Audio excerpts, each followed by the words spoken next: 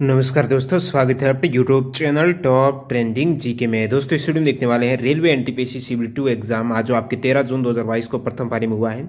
आज लेवल 2 का एग्जाम है, तो प्रथम शिफ्ट का 9 से 10:30 बजे वाली शिफ्ट है। इसमें जो 50 जीके के सवाल पूछे गए थे, इन 50 में से 48 एग्जैक्ट सवाल मिल चुके हैं और सवाल मिलने में काफ़ी समय लगा है। लगभग यहाँ पर 400 से 500 कैंडिडेट ने मैसेज किए हैं। उन सभी क्वेश्चन मैसेज को देखना, एनालिसिस करना, फिर उनमें भी कॉल कन्फर्म करना। काफ़ी कैंडिडेट गलत क्वेश्चन भी भेजते हैं तो समय लग जाता है और उसमें भी एक्स्ट्रा फैक्ट ऐड करना। एफर्ट के लिए लाइक करते हुए कंटिन्यू करना। पीडीएफ फाइल आज जैसे कि आपके 13 जून को भी 2 शिफ्ट में एग्जाम है, दोनों शिफ्ट की एक साथ टेलीग्राम चैनल पर मिल जाएगी। टेलीग्राम चैनल जिसकी लिंक डिस्क्रिप्शन बॉक्स में क्लिक करके आप ज्वाइन कर सकते हो। इन सभी अभ्यर्थियों का बहुत बहुत धन्यवाद जिन्होंने रियल और ऑथेंटिक सवाल है वो टेलीग्राम पर सेंड किए हैं। तो यहाँ पर कंटिन्यू करते हैं सवाल नंबर 1 से आगे बढ़े। उससे पहले मैं आपको बता दूं, यदि आप अभी एनटीपीसी सिविल 2 का एग्जाम दिया है और प्रैक्टिस नहीं किए तो एग्जाम में सवाल आपके जरूर मिस हुए होंगे। प्रैक्टिस से आपका कॉन्फिडेंस बढ़ता है, टाइम मैनेजमेंट बेहतर होता है।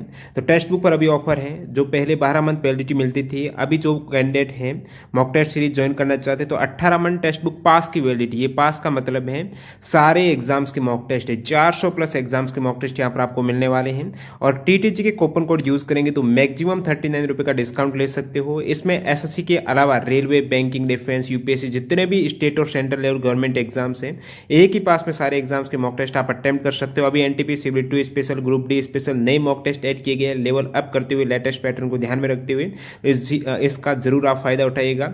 जो सेम डैशबोर्ड रहता है एग्जाम में, उसी प्रकार यहाँ पर आपको प्रैक्टिस करने को मिलती है। तो कंटिन्यू कर लेते हैं सवाल को। पहला सवाल आपके सामने, भारतीय सेना ने हाल ही में सिक्किम में वेनेडियम आधारित बैटरी तकनीक का उपयोग करके पहला green solar energy harnessing plant शुरू किया है। इसकी क्षमता क्या है? तो भारतीय सेना के द्वारा जो ग्रीन सोलर एनर्जी प्लांट है इसकी शुरुआत की गई है।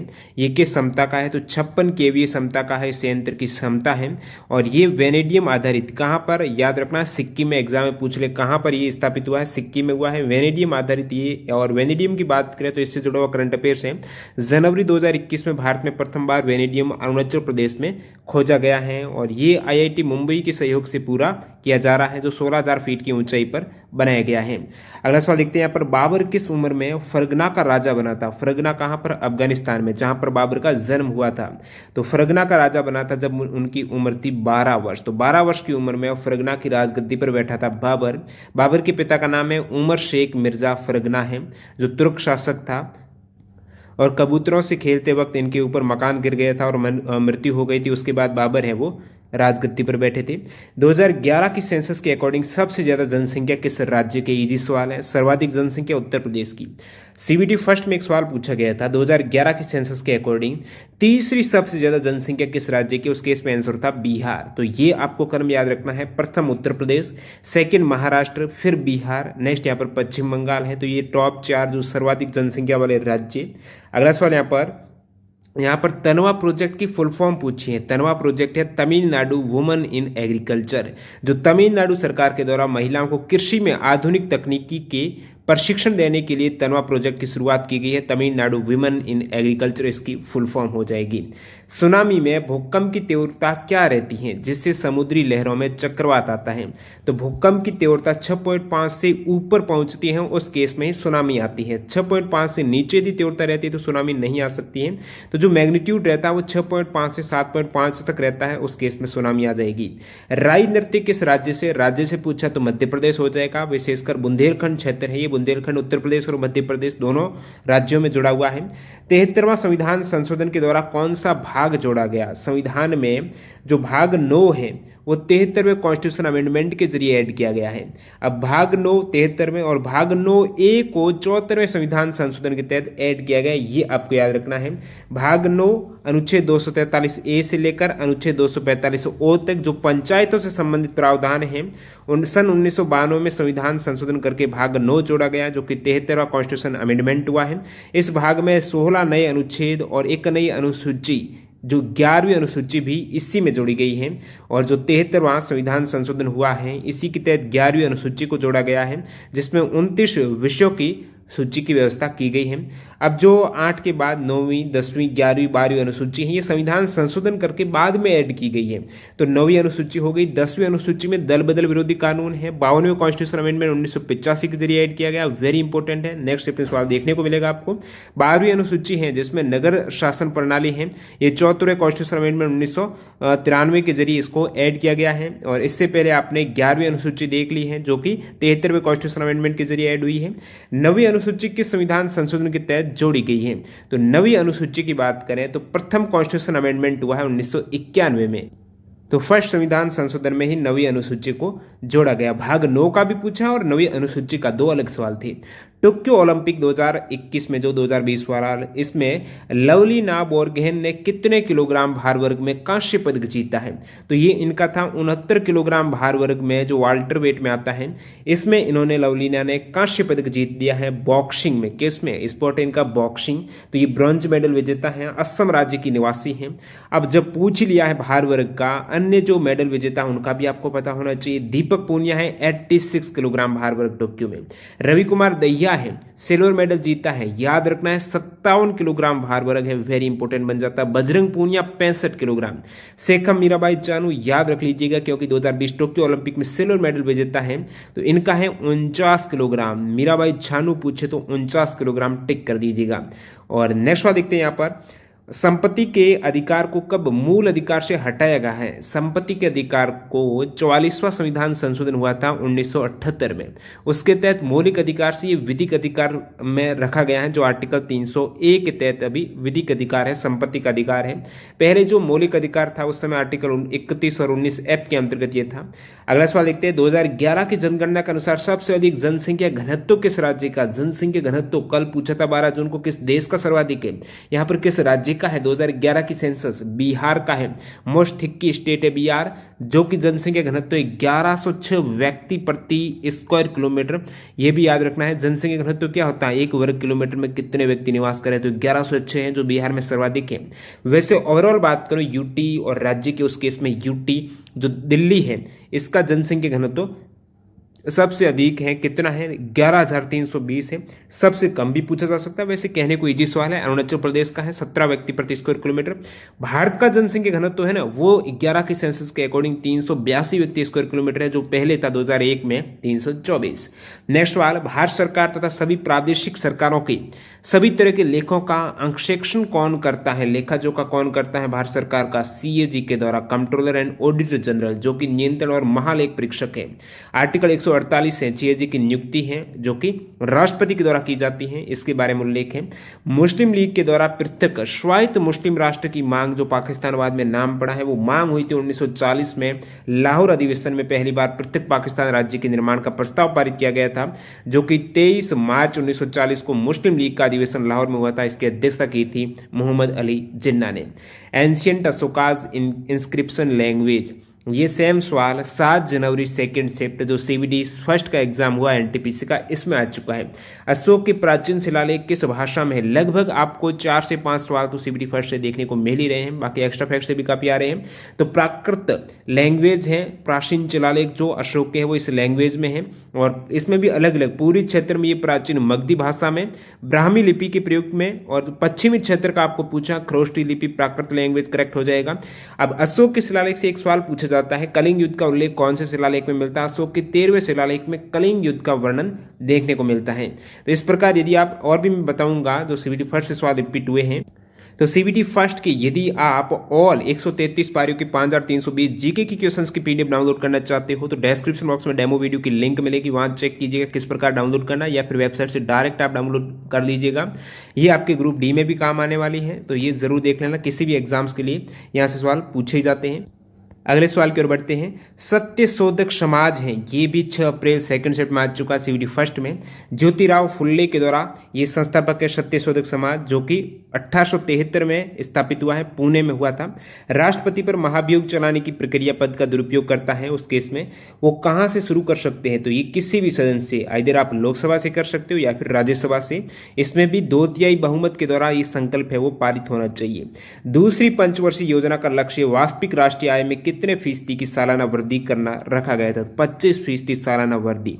जो यहाँ पर वास्तविक राष्ट्रीय आय में 25% की वृद्धि है। दूसरी योजना की मुख्य उद्देश्य 5 साल की अवधि में वास्तविक राष्ट्रीय आय में 25% की वृद्धि करना इसका उद्देश्य था। और अब देखिए विकास में बात करूं, विकास का लक्ष्य अलग अलग रखा जाता है, जैसे कि द्वितीय पंचवर्षीय योजना है, ये तो 1956 से 61 वाली है। पीसी महान जो मॉडल का पूछा जाता है, महालनोबिस मॉडल पर आधारित जो प्रथम पंचवर्षीय योजना है, इसमें सरकार का लक्ष्य था 2.1। लक्ष्य रखना अलग बात है, हासिल कितना हुआ है तो बाद में ये लक्ष्य वृद्धि हो गई थी, 3.6% वृद्धि हुई है। तीसरी पंचवर्षीय योजना जॉन सैंडी और सुखमय चक्रवर्ती मॉडल पर आधारित है, लक्ष्य था 5.6 का, वृद्धि हुई 2.84 का। तो ये लक्ष्य जरूर याद रखना, एग्जाम आ जाता है कितना लक्ष्य रखा गया है।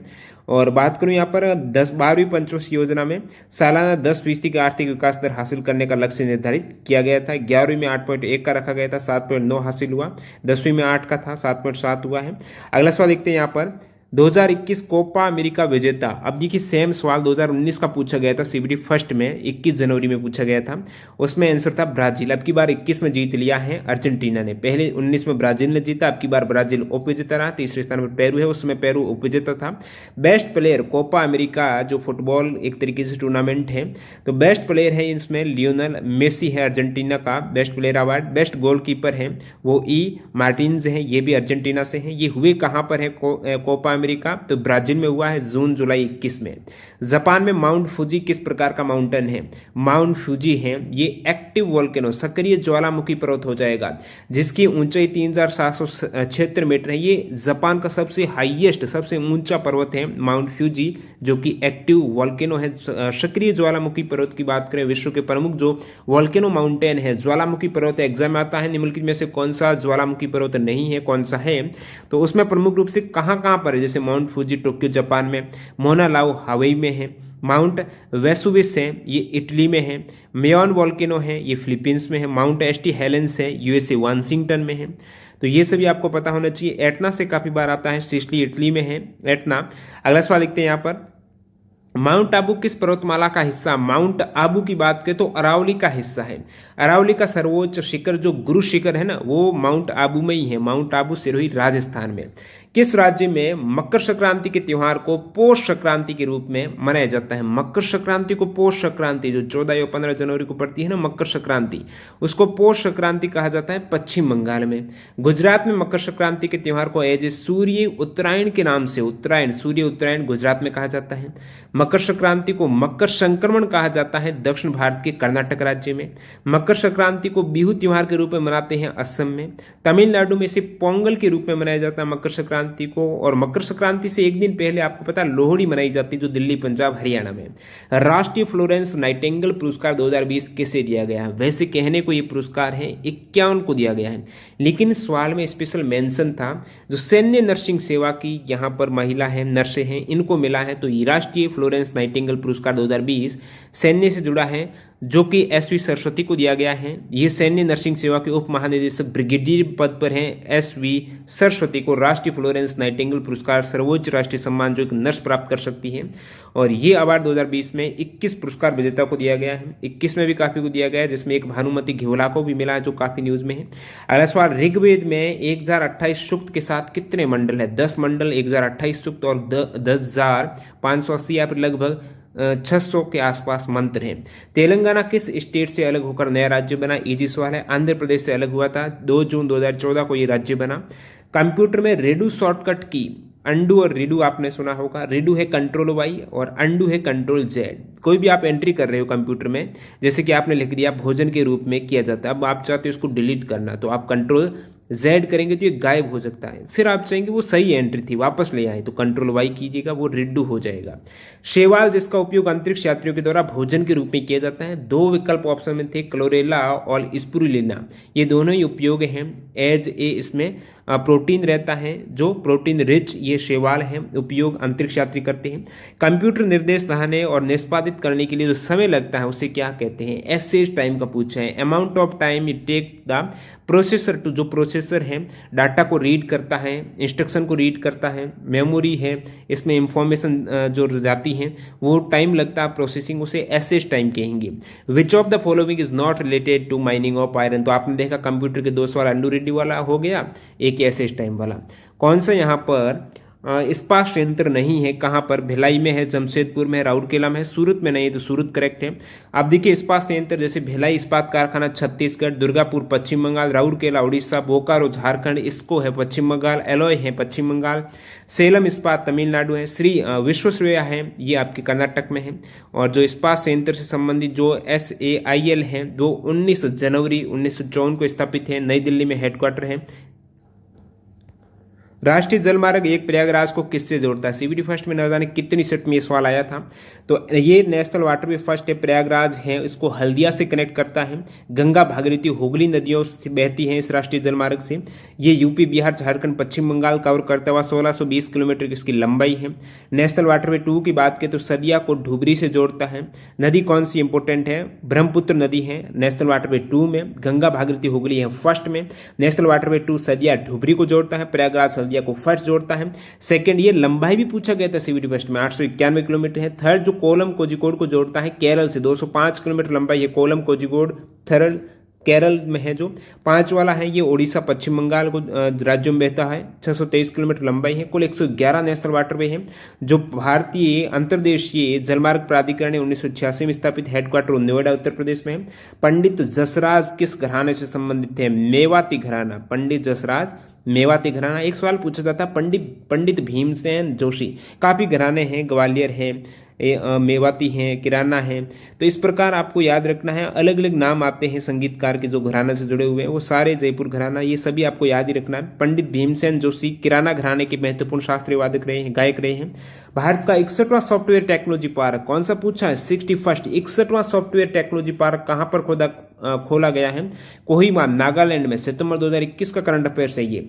ISSF वर्ल्ड कप 2021 है, इसमें भी अलग अलग है world cup, first second third fourth fifth final. तो ISSF वर्ल्ड कप 2021 जो फर्स्ट है वो नई दिल्ली में, जैसे 20 का सेकेंड वर्ल्ड कप है ISSF का, वो नई दिल्ली में हुआ था। इसमें भी अलग अलग है, पिस्टल का अलग है, वो सारे होते हैं। राजा पुरूरवा तथा उर्वशी का प्रेम और उनके विवाह की कथा कालिदास के किस नाटक में है? राजा पुरूरवा और उर्वशी के प्रेम और विवाह की कथा है विक्रम और स्वयं कालिदास के नाटक में।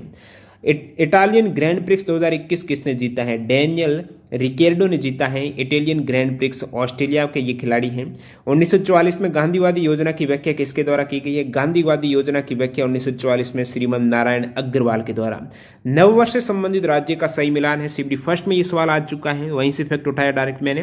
तो नववर्ष संबंधित एक तो आपकी विकल्प में दे रखा था, ये वाला था जो गुड़ी पड़वा का दे रखा था, एक आपके विश्व का दे रखा था, और एक ये वैशाख का दे रखा था। तो ये सभी याद रखना है। मैं बताऊं पुथुंडू नववर्ष है, ये तमिल नववर्ष को कहा जाता है पुथुंडू।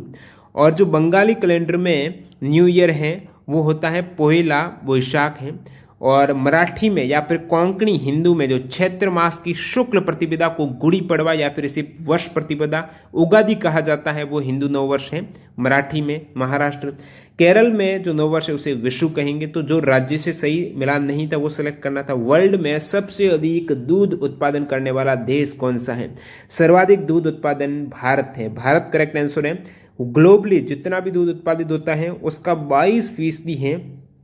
कितना ज्यादा वैश्विक उत्पादन के साथ दुनिया का सबसे बड़ा दूध उत्पादक है। इसके बाद USA है, भारत के बाद सेकंड USA है। अब भारत में भी सर्वाधिक दूध उत्पादन होता है उत्तर प्रदेश में, पूरे भारत का 18% उत्तर प्रदेश, फिर राजस्थान की बारी।